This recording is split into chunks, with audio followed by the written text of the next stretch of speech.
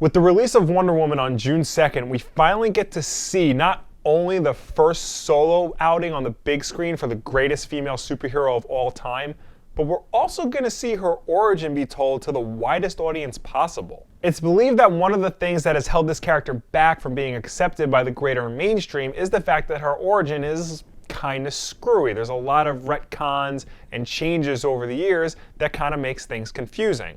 At least that's what out-of-touch studio executives and bloggers who think they're smarter than they are will tell you. In reality, her origin is not that hard to follow. She's an Amazon who decides she wants to fight for truth and justice. Also, the Greek gods are there. And that's pretty much it. That's not to say there aren't other important aspects to her origin. There are, but if you ask me, as long as you get those two aspects right, you're fine. And based on all the trailers and pre-release information we have on this film, we can sort of piece together what her origin will be and how significantly, if at all, it differs from the comics.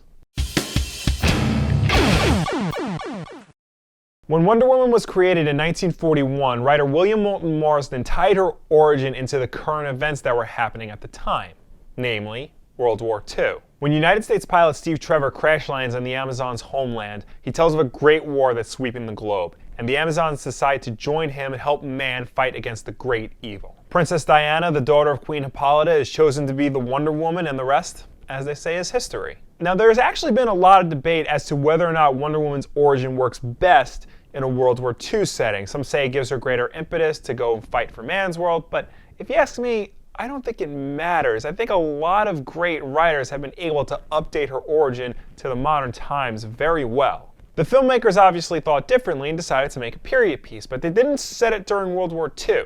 They set it during World War I, the prequel war. World War I is often considered a more morally ambiguous war with no clear good guys or bad guys, so this puts more of a focus on Diana's struggles entering into man's world. Also, World War I is 100 years ago. This greater length of time further emphasizes Wonder Woman's immortality due to her being a demigod and an Amazon. Now, I said demigod before, but that hasn't been confirmed. We don't really know if she is in fact going to be a demigod in this movie. In fact, being a demigod has only really been a recent thing in Wonder Woman's history. Before that, she wasn't. She's only been a demigod since 2011 when Brian Azzarello and Cliff Chiang rewrote her origin to make her the biological daughter of Queen Hippolyta and the Greek god Zeus. Up until then, her origin had always been she was molded from clay by Queen Hippolyta and given life by the gods.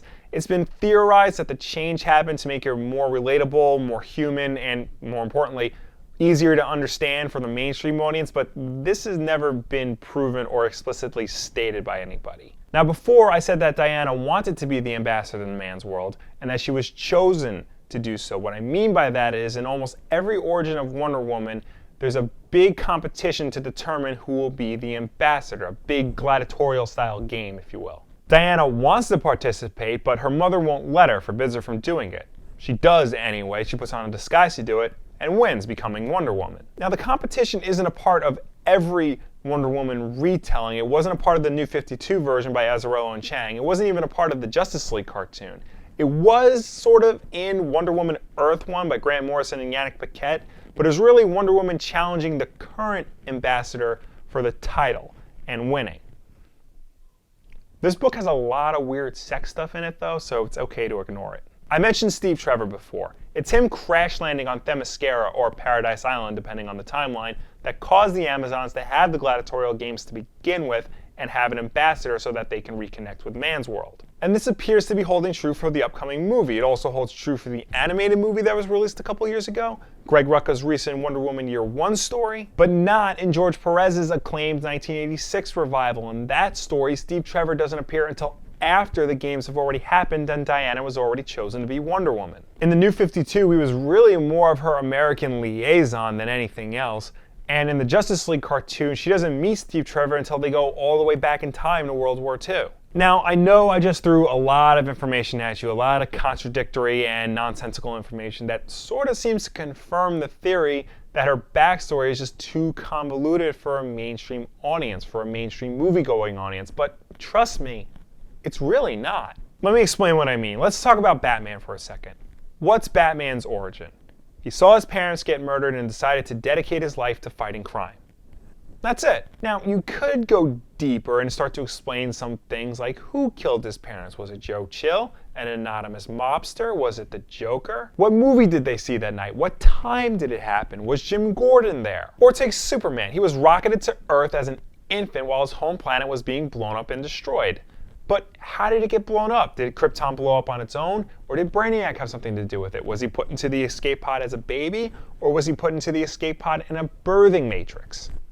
No, seriously, Google birthing matrix. That was a thing. For the most part, these are all just unnecessary details. And I feel with Wonder Woman, people get bogged down by all the unnecessary details. As long as you keep it simple and get the most basic aspects of her origin right, then the mainstream audience will understand. And if you ask me, with Wonder Woman, the most important things you need to get about her origin is that she's an Amazon from an island of only women who worship the Greek gods, and that she actively chooses to be Wonder Woman.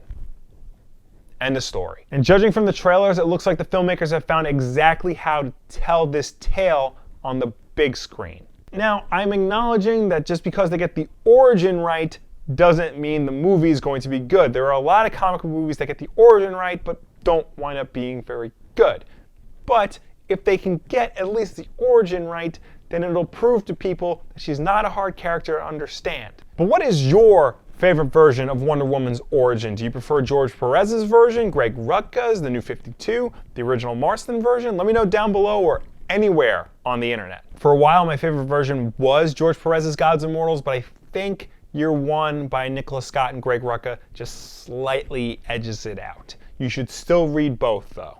And I wasn't kidding either about Earth 1 being filled with a lot of weird sex stuff. Grant Morrison tried to put a lot of the bondage imagery from the original Marston comics back into Wonder Woman, but it just felt, I don't know, weird. We of course have new videos every Tuesday, Wednesday, and now Saturday, and Wednesday night, as always, is Wulff Den Live. Come and talk to us right here on youtube.com/WulffDen every Wednesday night at 9 Eastern. Or catch the rerun on Thursday on YouTube, iTunes, SoundCloud, and Google Play, whatever you want.